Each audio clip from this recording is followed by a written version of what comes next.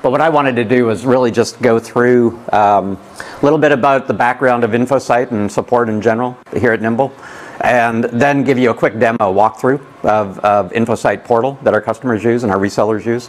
And then we'll turn it over to some of the data science guys just to really dig in on some new features that you'll see coming out in InfoSight in the next 3 to 6 months. All right. So that's really basically what I talked about there. So we'll do a quick UI, sort of call it UI revisited, because we've changed a lot since we did this a year ago. So you'll see all of that. You'll see a bunch of new stuff. Talk through some correlation analysis that we do within InfoSight. And that, again, last year when we did this presentation was kind of a conceptual prototype that we had in place. We've got that fully deployed this past year, so we'll walk through that. And then some of the stuff around reseller, you had the question already about, do our resellers get to use InfoSight to see their customers' information? So the answer is yes, and everything I'm going to demo, they get to see for their customers. They have a pull-down list that they can just select whatever customer has opted in or allowed them to see their data. So we do an authentication to make sure they're allowed to see it first.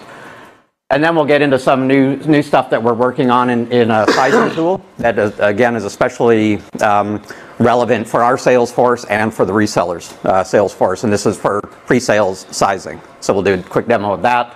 And then finally, we'll get into the virtual environment monitoring with a demo of that. And this, again, is us trying to go up the stack a little more to understand what's going on in the environment or the full data path, rather than just sticking to the storage elements that InfoSight currently has. All right, so let's go through this quick. So just from a customer support, I don't know, how many of you guys know much about Nimble, or if you were here last year, but actually last year I don't even think I talked about our mission, because it kind of is this thing that just seems to be inbred and just happened. It wasn't like we set that down in paper and hoped everybody would do it. It just really is what it is, and that's maintain this maniacal focus on providing the storage industry's most enviable customer support out there. And a lot of how we do that, or what drives that, really is all of this InfoSight information that we get back. We really can see exactly what's going on every customer system. About 94% of the systems out there actually send auto supports and heartbeats back to Nimble every day, or every few minutes in the case of heartbeats. So we have a great perspective on exactly what's going out and what's going on out there, and how we can react fast to that. Did you say 95%? It's about 94% of the arrays that we've deployed all connect back to us with these mechanisms. So just real quick, so traditional storage support approach really is about customers seeing the problem, calling their vendor, maybe the vendor asking them for logs, I'm looking at it, didn't get the right information, asking for some config information, ask them what changed, all back and forth. So that's what we're trying to not do here, and that's just very aggravating for the customer. So really what we want to be able to do right from the beginning here was to have these arrays connected back to us, so that when we need information, we have it, and when we don't have it, we can get it ourselves. So as an example, we have the ability, if we need log files or more stats or more granular stats from an array to work on a problem right now, we can ask the array remotely to send us that. We don't need to involve the customer to get that stuff. So it just makes that processing time of handling a case just so much faster. I have this kind of phrase that I just always try to drive into people, and we don't always achieve it, but it's kind of the high-level goal, and that is that there shouldn't be a support case that takes more than 20 minutes. And so there's a lot of them that take less than 20 minutes, and there's some that take more. But the fact is, that's kind of the mindset that we all have and the goals that we have. So we create tools constantly to try and make any of this stuff faster to resolve, or avoid it in the first place, make it automated, to understand the root cause, and so on. So we do a lot of work around all of that. Did you say no support tickets should last more than 20 minutes? That's my theory. That's my high-level goal to everybody, that support cases shouldn't take more than 20 minutes. And what do you think your average support ticket takes? It's 40 right now. 40 minutes? Yep. Average. Median? Oh. That's the median. Yep. All right, thanks. Yeah. And so as I said, we do a lot of automated cases, end-to-end automation, but about 90% of the cases hereabouts get opened by us automatically. About 90% of that get closed with a resolution back to the customer with a customized thing. The rest are the manual cases, and that's the 40-minute ones. The other ones are 0, so we don't count those. But anything that lands in a queue. And again, the reason is that we just have so much data on hand to really get to the bottom of things. We have a lot of automation on the back end to help us with that. And we have a lot of sophisticated tools to help diagnose these things. And a lot of it's available in InfoSight directly. I guess the philosophy that we have around InfoSight, generally speaking, is you'll see that our TSEs use certain tools first and burn them in and get used to them, and the data scientists might refine them, get them working well, and then they'll get deployed out potentially first to resellers for them to use, or our own SEs to use, and then finally to customers. So that's kind of the progression. So we really do want to push most of this stuff right out to the customer view within InfoSight. A lot of the times it'll start first with our own use internally till we've kind of perfected it, make sure the results that we're getting are correct and the feedback loops are in place and so on. But just a quick overview of InfoSight. I probably covered most of this already, but the arrays report home about every 5 minutes with basic health. So this is how, current performance, IOPS, throughput, replication throughput, any errors to do with replication, any hardware faults, any software faults, status of all of those, the state of all of the software processes running. All of that comes home every 5 minutes to us. All of that gets into the InfoSight Engines database. I don't remember the number now, but it's 10 or 11, 12 million of those heartbeats get into the database every week. And then we get about anywhere from, depending on the configuration, and by that I don't mean like physical configuration, but logical configuration of the array, so how many volumes and snapshots. So depending on that, we get anywhere from around 10 to 70 million data points per day from every array. And these are statistical counters that can tell us all sorts of information, how all of the metadata is flowing through the system, how all the data is flowing through it. We don't see customer data, but we can have a lot of metrics about where it is at any given point in time, what's happening in cache hits, cache churn can be calculated. All of these things come home in these auto supports that we get once a day, or at a minimum once a day. And those are per minute granularity. If we wish to, we can actually turn on per second granularity and have that sent home to us, as an example, every couple of hours. So if we're debugging a performance issue, again, we don't need to wait for anything from the customer. We can ask the array to just turn on its per second stats and start streaming those back to us at whatever frequency we want. We can get it right down to the minute level if we want, but we usually say send that home every couple of hours or whatever the nature of it is. But it would be at a per second level. All that same data gets into that database. Quick question, if you don't mind. The cloud hovers over Europe. Does that mean the data is processed in Europe, or is it? Yeah, no. So all of the data, all of the arrays send their data currently back to headquarters here, and we have a colo facility where all of the back-end infrastructure for InfoSight is located, and of course it's all Nimble storage. Under the hood we use Vertica as the analytics database engine. So that's a very scalable engine database, specifically geared mostly towards analytics. And there's a whole bunch of math functions built into that database and so on that the data scientists use. Thank you. All right, so the other thing that we have that's along with that heartbeat, as I said, we don't have to wait for customers to get stuff when we need it, and the reason is that when those heartbeats come home, we can actually place a job on the back end for the array to do on our behalf. So one of those jobs is send more data to us. One of those jobs is turn the LED on slot 4, because we want to proactively fail it, so when the drive shows up at the customer site, they know to go pull that drive. It's not failed, but we make it look failed. So we can do that sort of thing all remotely. And again, that all drives this sort of 20-minute goal, right? We don't have to wait for people for the most part on these things. At least that's our hope.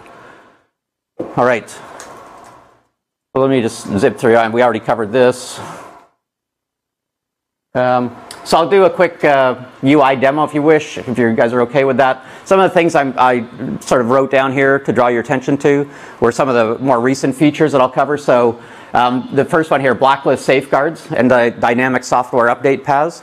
So what we mean by that is if we, for example, have one customer that hits a bug, they just upgraded to the latest release of software and they hit some bug, and we understand that the root cause of that bug is because you were running this workload with this configuration and you did this, then we will take that query. One of the data scientists will build a query and say, okay, who else in the install base is going to hit that same thing or has the potential for hitting that same thing? And let's say we find 40 arrays, 40 other customers that may hit that same problem. What we will do on the back end here is blacklist them from upgrading to that release. So they won't be able to fall into that trap at all. They'll see it on InfoSight that they've been blacklisted, and their upgrade path will either certainly won't show that release, but it might skip around it as well. So let's say we know that they shouldn't go to version 208, but 216 has the fix for that bug.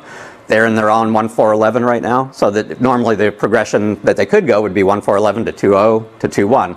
What they'll see in the user interface on the array dynamically is that they're on 1.4.11 and the only thing they can upgrade to is 2.1.6. So they'll bypass that problem altogether.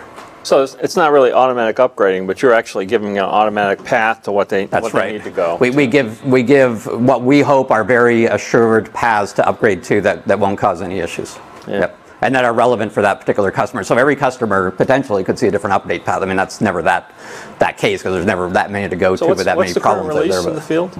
Say again? What's the current release in the field? So our current release, we have a 2.1.7 release. That's the most current release right now. And how many, about what percentage of the base is running 2.1.7? I mean, how long's it been out? Yeah, so so the 2.1 code line, I think it's, the number, we track this stuff, all the time, but I'm just trying to think of the numbers. It's probably in the 2.1 code line around 2,000 arrays, 1,700, 2,000 so arrays. So almost 2/3 of the arrays? No, that's about, there's somewhere in the order of about 6,000 or 7,000 arrays out there. And how long has it been out, the 2.1? 2.1, I think, maybe July-ish timeframe.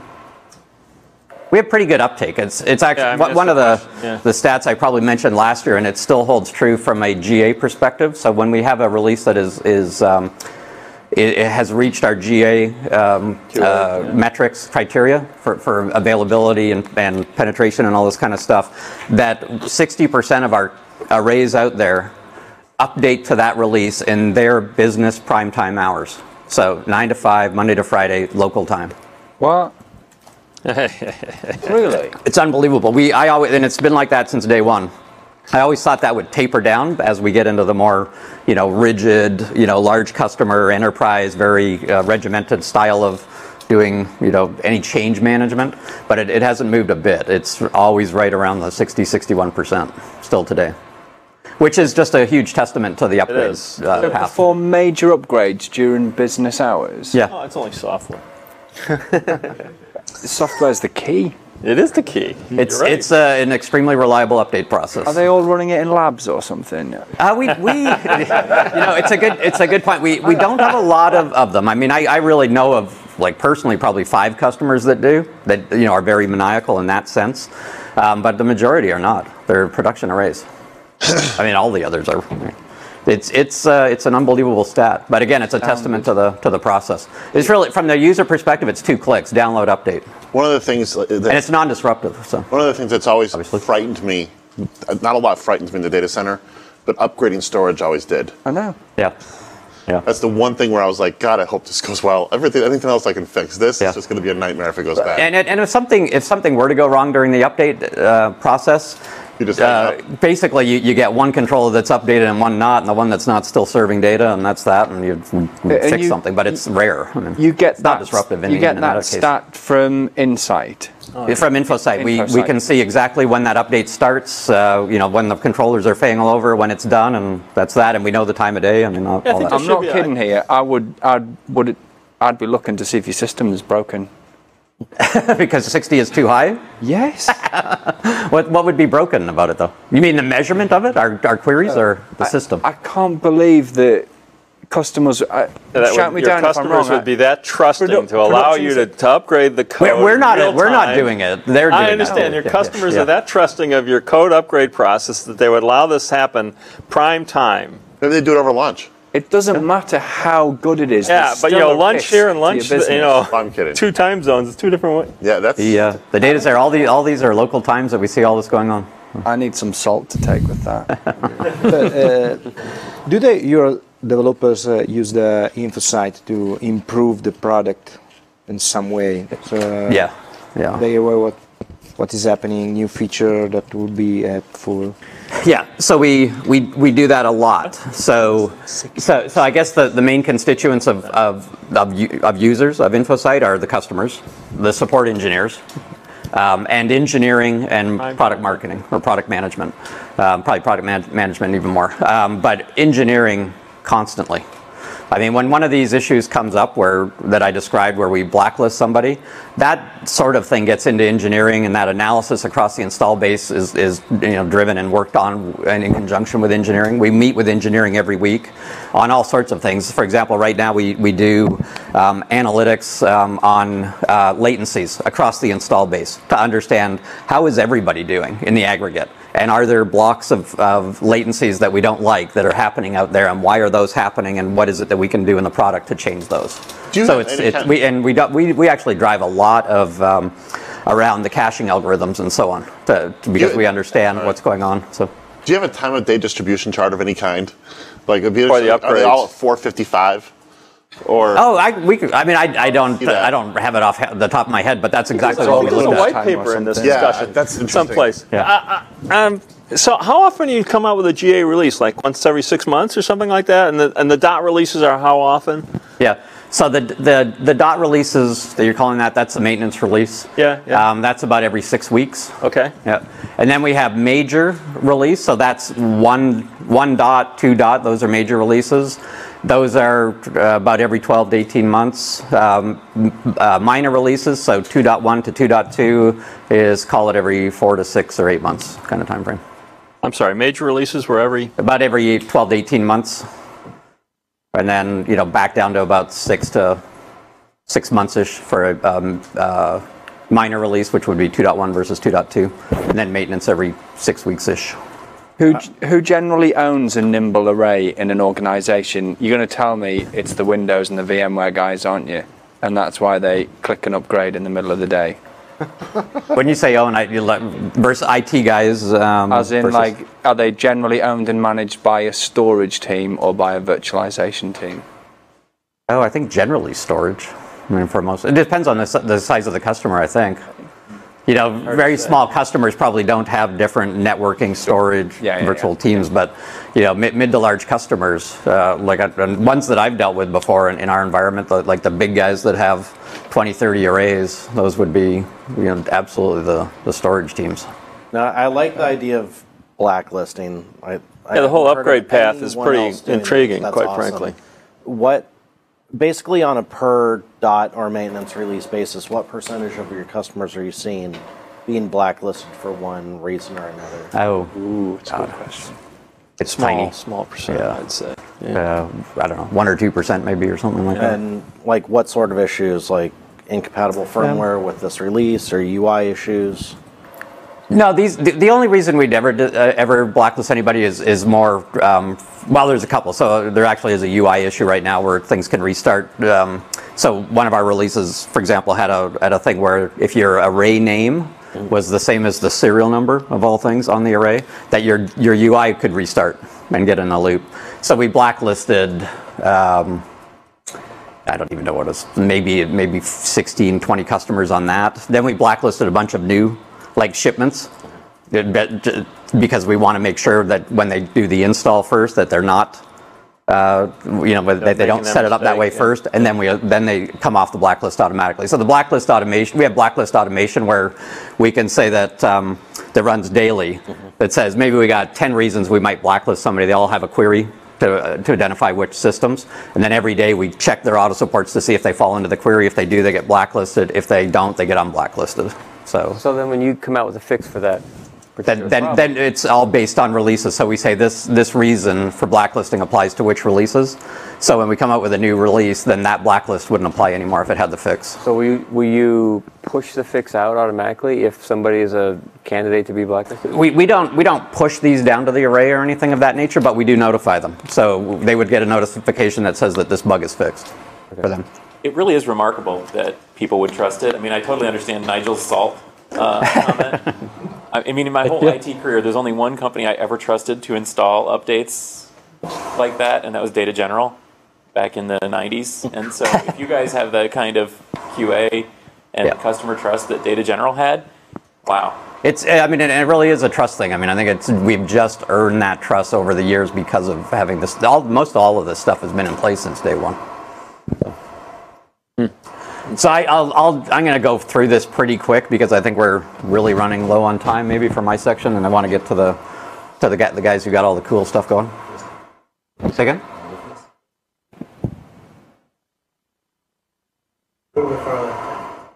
Oh, I'm sorry. There we go. All right. So basically, again, I'll just whip through some of this fairly quickly, and I'll just show you a couple of the highlights that'll then lead into to the next set of stuff that the data scientists are going to cover and what we're adding into InfoSight here. So this is what the customer sees. More specifically, actually, this is what a reseller would see. That top left corner there where it says Nimble Storage Engineering Production. So because I'm logged in as an internal user, I get to look at anybody's system. If I was a reseller and I logged in, what would be in here is literally a pull down or a way to type in, you know, any of their customers' names. They would see only theirs that where their customers have already authorized them to see that. So there's a sort of this signature process where the reseller requests it, the customer gets it, we make sure all the right stuff's on the back end, the customer authenticates, then the reseller gets to see that show up in their drop-down list. So that's from the reseller perspective. I'm going to go through this quick. This is just a quick overview of the assets that you have in that environment. You can see we have, you know, we always like to say we eat our own dog food, so the engineering production machines, which literally most of the company's running on, are named after dog food, so chow and bits and kibble. But here, one of the neat things, if I click on bits, I can actually go to the array UI. So customers can actually now use this as the main launch point to get at their array UI and so on. So this will, you know, connect into there and allow me to go back and forth into any one of these arrays. Here you can see, I'm not sure how interesting this will be. So these guys don't have any blacklists, I don't believe. Yeah, so this is already, let me just close this and find one that's running a release that's not the most current. I said we had released 2.1 to the field. 2.2 you're actually seeing here. 2A. This is actually running on our internal production machines, but it's actually our fiber channel release. So, and it's in beta. So here you might see, let's just see, I'm just looking for a 1.4 system if we have one. No, we don't.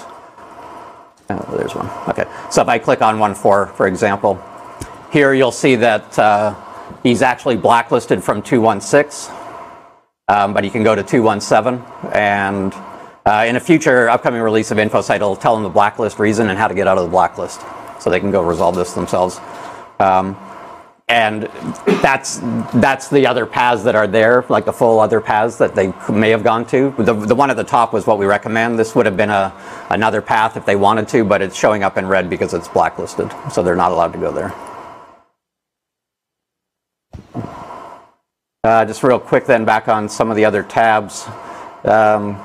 This is the wellness tab that Radhika talked about. So this is a whole bunch of health checks that we do on all the arrays every night, and between recognizing software faults that have occurred and best practice outliers in that environment and so on, there's probably 300 or 400 different checks that we're doing every night on these things that can land in this view. And we categorize them. You can look at just your urgent ones, for example. So if I click on that and scroll down, you'll see that there's a couple of arrays that are going to run out of space soon. Okay. So that's the urgent one. These guys are 90 days out. And I'll show you up here that we actually do these projections. For 90 days out, we actually don't create a case for the customer. We create a wellness check, so they see it there. They can get emailed each night on that wellness health. We create that. We don't create a case at 90 days out. At 30 days out, we create a case and make sure they're getting our emails and some instructions about what they could go do to relieve that situation. And then at 1 week out, we actually create a priority 1 case.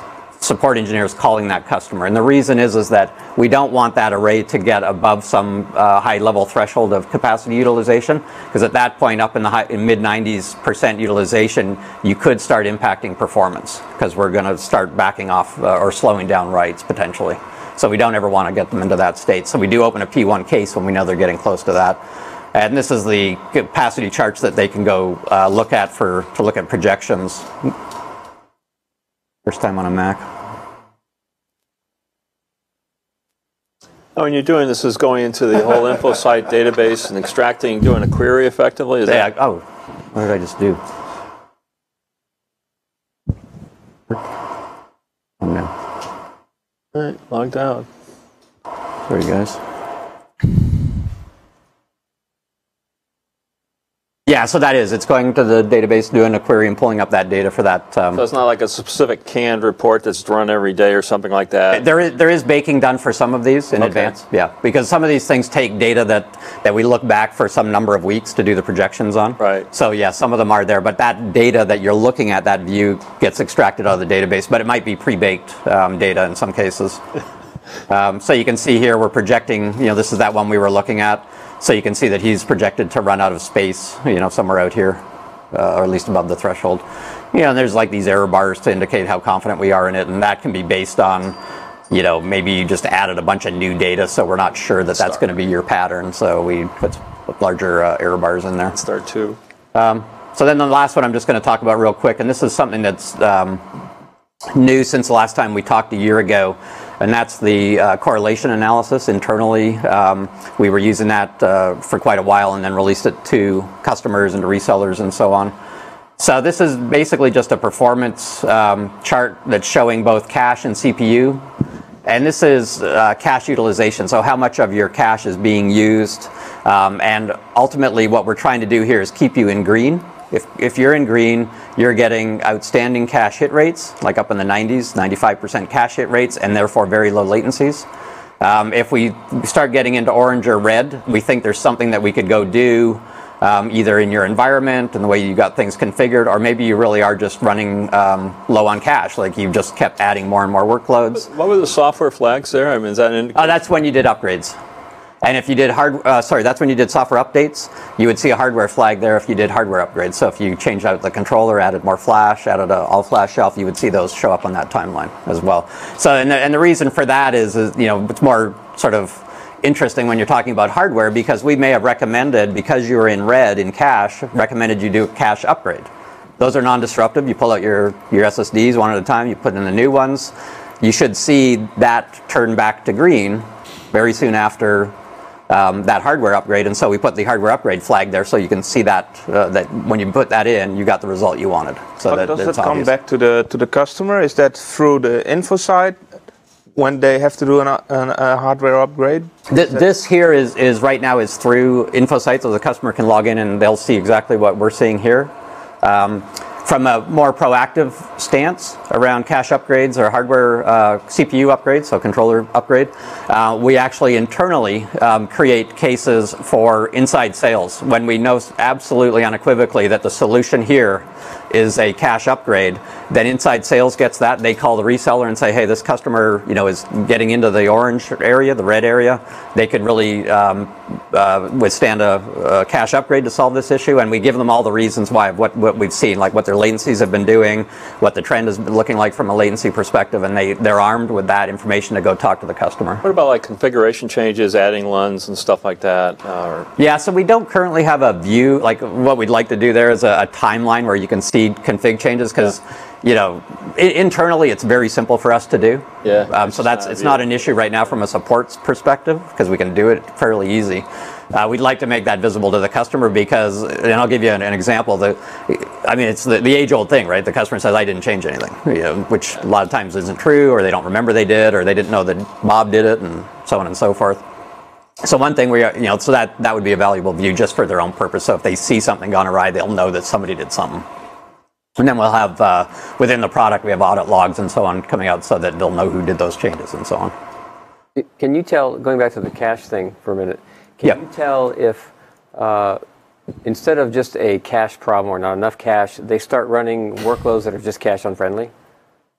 Yeah, so we can start seeing, that's sort of some of the correlation analysis. So we could see that there's a lot of cache churn on a particular volume, which maybe is very unfriendly. And let's say that name of that volume is log blah blah blah.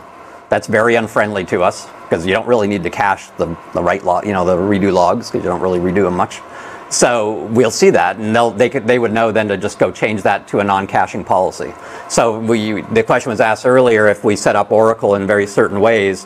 So there is an Oracle log performance policy, and there's an Oracle database performance policy. The database gets cached, the logs don't.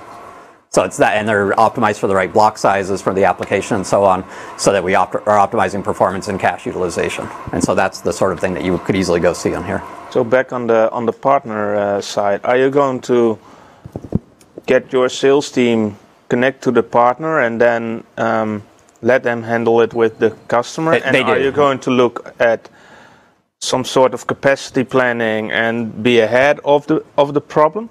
Yeah. So that's the next thing. There is we for the storage capacity, meaning disk space. We do that already, that projections. So then the resellers can see that and so on. For the caching, that's utilization and so on. And the CPU. That's the next thing is to build projections. I mean, that would be we don't do that today, but that's the sort of the right course of action around that. But we do, if we do open a lead within our sales mechanisms today, the inside sales reps go and deal with the resellers to do that. We don't just steal those deals or something. I mean, if it's reseller based, it is, and that's who gets that. Okay. So just quick, so the correlation stuff, and then I'll hand this over. So what this is doing, and this array is not behaving poorly at all. I mean, it's getting good latencies and everything else, but you can see that any latencies, and we're looking at latencies down at the millisecond granularity here, but these color charts here are indicating that, for example, cache under provisioning is the biggest source of latencies for this. Now, it's not saying you need a cache upgrade. It's not even telling you that. So you're still fine, but when you break down all the latencies and where it's spending time, that's the first factor. You can actually see here, this one probably needs some work. Like, we really ought to go fix this for our own selves, but it's got a host networking issue. We're probably seeing a lot of retransmits or something of that nature on this array, and that's why we're getting higher latencies. That's a. When you say cache under provisioning, it's like a read-miss kind of scenario. That's right. We're seeing we think we can optimize for more hits if there was more cache. Yeah. That's right. Yeah. The other thing is, maybe like we said, the first thing, you don't just go buy stuff. I mean, the first thing you do, and you can kind of look at some of this stuff, is you can see if there's volumes that are, if you want to look at the cache, you can see if there's volumes that are churning the cache more. So just doing lots of IOs in there, and you, like, for example, maybe it's that log volume. It's not worth keeping in cache. You could go fix that. So you can see that stuff here. Are there any sort of automated alerts on any of this data to make it more actionable, especially by the partners? For let's say the cache under provisioning or anything like that, because I would hate to have a customer in that case and sales cycles for upgrades or we actually met with a lot of, we had a partner forum yesterday, in fact, and that was one of the things. We really do want to make more of this stuff proactively visible to the partner first. For this exact kind of thing, right? I mean, a lot of partners want to have the opportunity, visible, but actually warning. Yeah, exactly. No, that's what I mean by that. Yeah, more proactively in their face for them, so that they can go see that something is about to happen and be more proactive like we are, but push that to resellers first. So. Yeah. So here you can see there's some. Okay. So there we go. I know we're doing some experiments on this thing for a customer. So that's that volume, this POC thing, and we're doing all sorts of weird stuff on that volume, and that's the guy that's causing the most cache churn. So that's what's going on in this array. Would one of those cache indicators indicate that you have cache, but maybe you need to apply a policy on a different volume to use it? I mean, you've got enough. Noisy neighbor kind of thing. Yeah. I mean, that could be true. I mean, by default, all policies. Well, like the default performance policy is to cache. Okay. You have to go to a bit of an extent to not cache something, but so it's not. I don't think it's that common that we would see where you forgot to cache. And cache churn in this statement says that a track was brought into cache but never re-referenced. Is that cache churn in this sense is over a given period of time, how much cache that was in there got flushed out because of other stuff going in. What's that churning like? So it's taking like 7-8% of the cache churn, like through that period, is being caused by that one volume. Oh, okay. Yeah, and that's how we do the sizing. We want to try and have enough cache in the system so that the working sets are staying there for reasonable periods of time, because most workloads are periodic. So if you do something today and you're going to do the same thing tomorrow, you're hoping the same stuff's still in the cache. So if your cache churn was such that it was churning out every 14 hours, then the next day you're going to get a bunch of misses. And then we see that, and that's what we base the recommendations on. So you have enough cache to have that working set in there when you need it. And that's the theory behind that.